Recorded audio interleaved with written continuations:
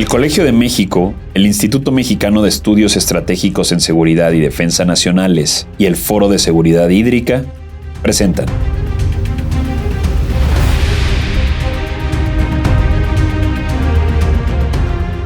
Gota Mexicana, historias, relatos y soluciones.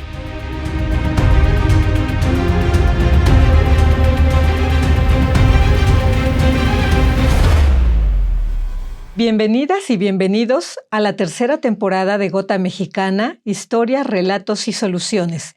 Soy Judith Domínguez, investigadora del Centro de Estudios Demográficos, Urbanos y Ambientales del Colegio de México.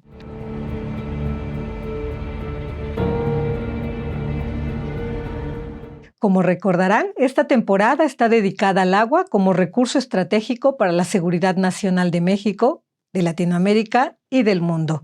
Así que hoy, en este episodio, tenemos una invitada muy especial, que es la doctora Cintia Berenice Molina. Ella es docente investigadora de la Universidad Nacional Rosario Castellanos. Además, es autora principal en el Grupo de Trabajo 3, Mitigación del Cambio Climático, en el AR7, es decir, el séptimo informe de evaluación del IPCC. Bienvenida, Cintia. Gracias por acompañarnos en este episodio. El tema que vamos a abordar hoy con la doctora Cintia no puede ser más de actualidad.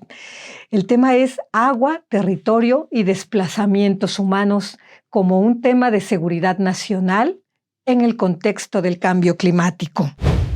Anteriormente, tuvimos la oportunidad de hablar sobre la sequía en Centroamérica y cómo ésta influye en aspectos económicos, productivos, sociales y ambientales.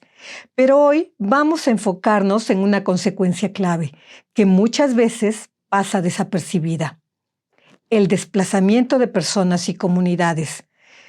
Porque ¿alguna vez te has preguntado qué ocurre cuando el agua deja de estar disponible? Muchas gracias por esta invitación nuevamente, doctora Domínguez. Estoy agradecida. Un saludo también para todas las personas que nos escuchan en este podcast. Pues bueno, ¿qué sucede cuando el agua deja de estar disponible? Hay varias consecuencias, ¿no? Sin embargo, pues como ya bien usted lo dijo hace unos minutos, pues uno de los efectos quizás que pasa desapercibido a veces es el desplazamiento, ¿no?, de comunidades y de personas. El desplazamiento humano no es una cuestión nueva, o sea, el desplazamiento debido a causas ambientales es un tema pues que se asocia, ¿no?, a aquellas primeras tribus o aquellas primeras comunidades, ¿no? Ya sabíamos, los nómadas buscaban ciertos territorios que les proporcionaran condiciones de vida para llevar a cabo sus actividades. Ya varios geógrafos e historiadores ambientales de inicios del siglo XIX, pues ya lo documentaban. Sin embargo, hoy en día este tema ha vuelto a cobrar importancia, y la importancia radica principalmente en la intensificación, ¿no?, de los impactos que el cambio climático tiene en las sociedades y en los ecosistemas. Y sobre todo, ¿no?, la vinculación de estos fenómenos hidrometeorológicos en los recursos naturales.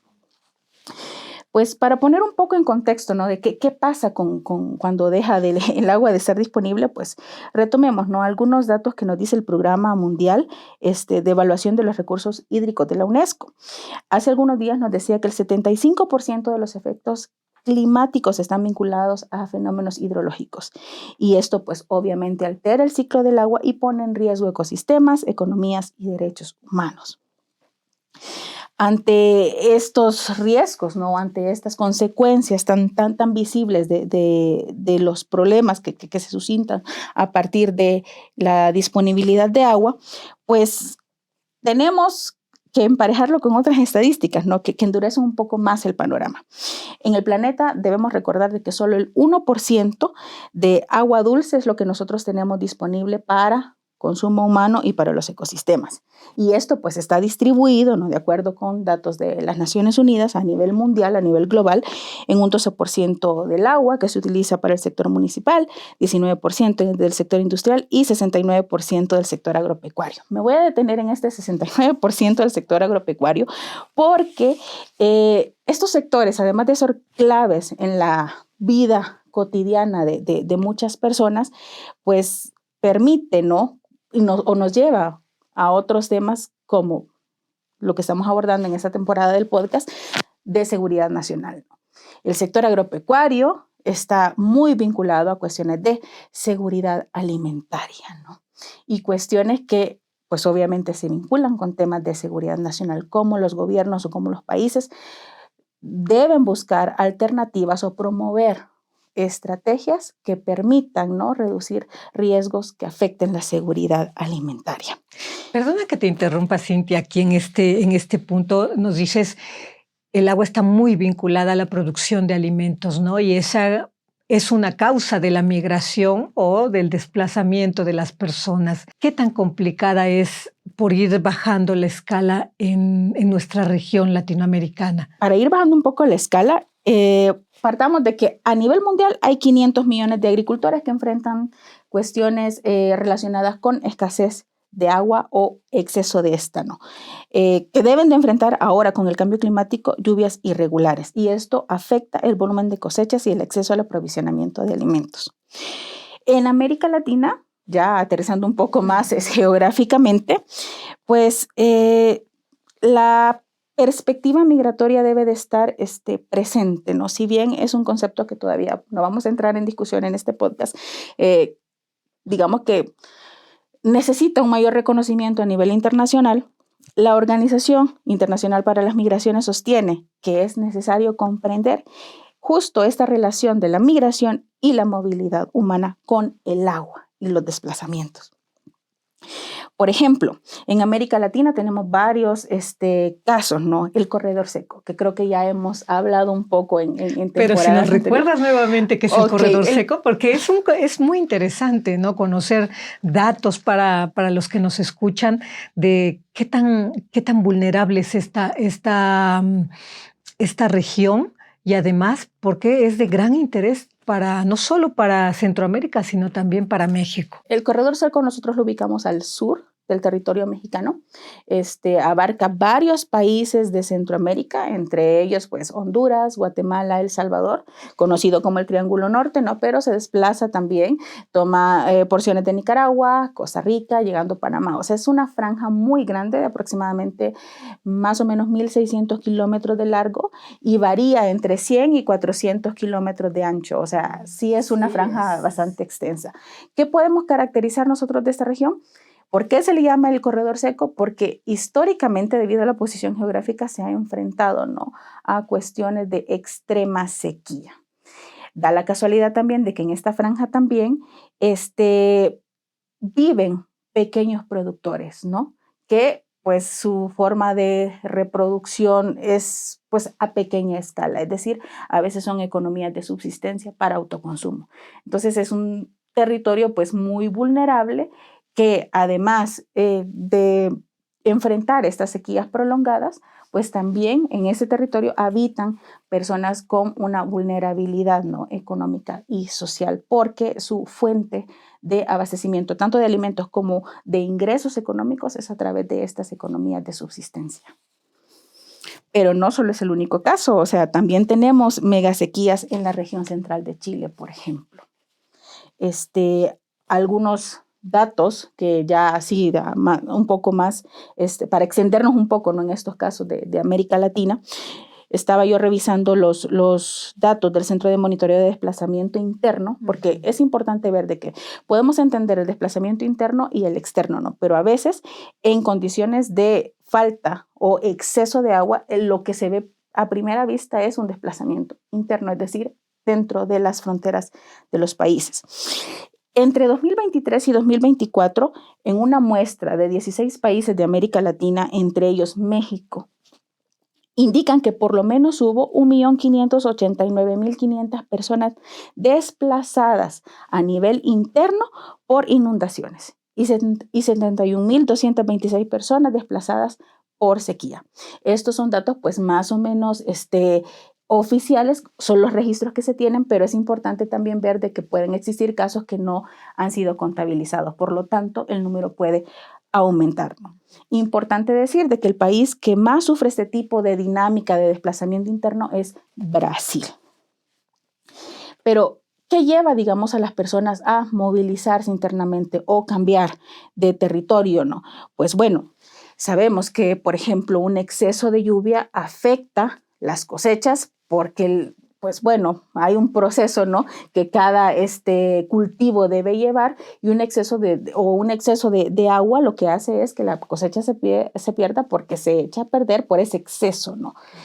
¿Qué sucede con esto? Si esto es muy constante, además de que si estamos hablando en contextos de economías pequeñas, donde generalmente las casas o las habitaciones, los lugares de habitación de los pequeños productores están presentes, pues deben de buscar, ¿no?, una forma donde no se inunde tampoco su casa ni tampoco pues su cosecha. Entonces, básicamente el que tengamos sequías o el que tengamos un exceso de lluvia lo que hace es disminuye la calidad de este territorio, o sea, el suelo deja de ser lo suficientemente fértil o productivo para garantizarles a ellos una cosecha sostenida, ¿no?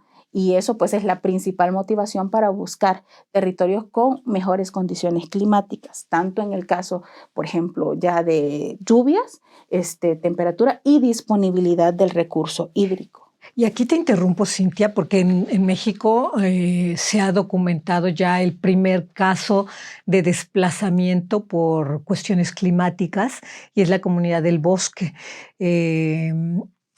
Aquí añadimos otro factor al que tú mencionas, que es el impacto en la agricultura, ¿no? Que la disponibilidad de agua que no existe, o la abundancia que también que puede afectar cosechas, destruir cosechas.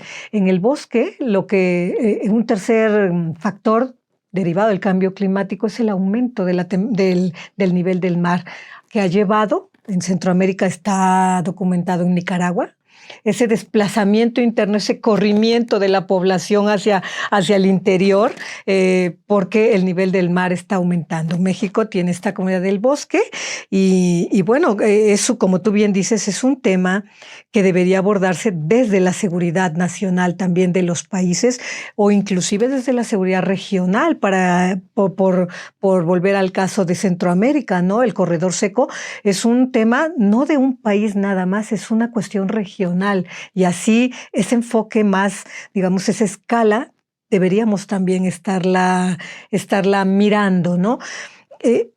¿Qué más, Cintia? ¿Qué más podemos decir de este tema? Es un tema nacional desde diferentes aristas, ¿no? O sea, lo podemos ver, a ver, la disponibilidad o falta de agua es un tema nacional por la vinculación que tiene, ¿no?, con garantizar la seguridad hídrica y también el derecho humano al agua, que en países como México pues ya se ha reconocido, ¿no?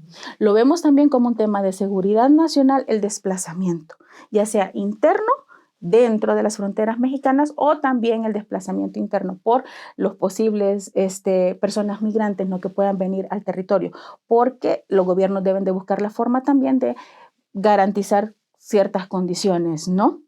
Eso también es un tema de seguridad nacional. Sin embargo, hay algo que quizás nos llama la atención, es que cuando vemos este tipo, ¿no?, de desplazamientos por, digamos, falta o exceso de agua o algún evento, digamos, ambiental que no sea muy positivo, en algunas encuestas de movilidad todavía es un tema que pasa desapercibido. Entonces, sí es importante tenerlo en el radar, ¿no? Porque como ya lo hemos mencionado, sí es un tema de seguridad nacional. O sea, dentro de las fronteras garantizar esa seguridad, ¿no? Y también cuando las personas ya llegan, cómo ver estas condiciones de vida, no afectarlas, ver de qué forma lograr ese equilibrio. Entonces, sí son temas que están muy vinculados a la seguridad nacional, y ya no se diga la seguridad alimentaria, ¿no? O sea, ese es un tema que yo creo que todos los gobiernos en un contexto de cambio climático pues debe de resaltar muchísimo, ¿no? Cómo garantizar o promover estrategias, ¿no?, que no reduzcan pues lo que probablemente, o de manera, no quiero ser fatalista, de manera inminente pueda suceder, porque el cambio climático no lo podemos controlar, ¿no? Pero esa reducción en el volumen de cosechas, cómo ver de qué forma esos impactos no sean tan elevados, ¿no? Para garantizar este la año seguridad. los impactos parece que van a ser importantes, al menos las estimaciones o las previsiones climáticas. Ya sabemos que aquí hay un rango de incertidumbre muy alto cuando hablamos de cambio climático y lo que puede pasar en unos cuantos meses, pero para este año, al menos las previsiones no son nada buenas. Sí, no, o sea, se estima en otros países ya están hablando de fenómenos extremos como un mega niño, super niño, o sea, sequías que van a durar muchísimo más tiempo del que generalmente podría durar, ¿no?, una época de estiaje. O que pueden ser más intensas. El super niño, como mencionas, dicen los investigadores los climatólogos, que este super niño se espera que entre en junio, más o menos julio de este año, y que dure hasta el 2027. Puede pasar, ¿no? Ahora, hoy leía precisamente que el super niño implica, o el niño implica, el calentamiento del océano, y que puede ser más intenso porque los calentamientos anteriores, por decirlo en palabras fáciles de entender, no se disiparon adecuadamente, ¿no? Entonces esto hace que ahora que viene intenso, pues con un calentamiento previo que hay,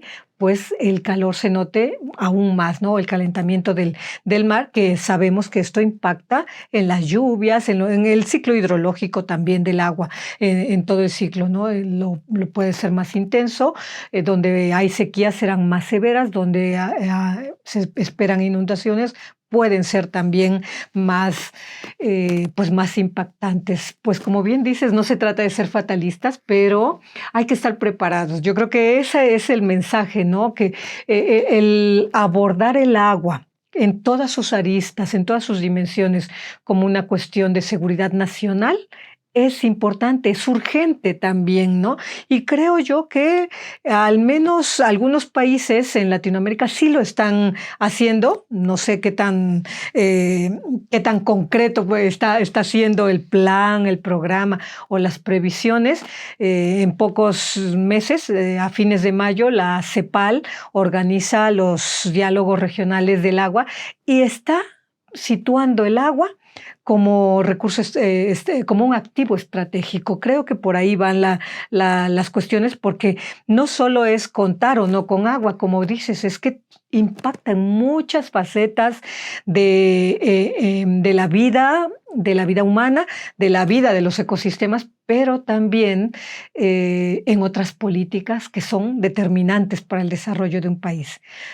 Cintia, ¿algún mensaje que quisieras, alguna idea con la que podamos cerrar este episodio? No, pues yo creo que resaltar, ¿no?, eso último que usted menciona, el agua como un recurso estratégico y que está vinculada a la seguridad nacional en diferentes aristas y cómo tiene que analizarse en su impacto en diferentes contextos, ¿no?, para poder tener una visión un poco más completa de cuestiones, ¿no?, que se asocian a la seguridad nacional. Yo creo que me quedaría con eso. Creo que es lo más importante, no ver el agua solo como tengo agua, no tengo agua, sino que todo lo que deriva, ¿no?, de tener o no tener este recurso. Sí, lo que implica para la vida, ¿no?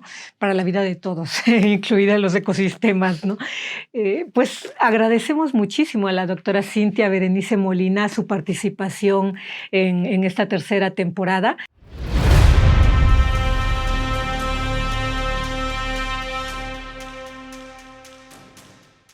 Les animamos a seguir escuchando esta tercera temporada de Gota Mexicana dedicada a la seguridad nacional y el vínculo con el agua como recurso estratégico, geoestratégico.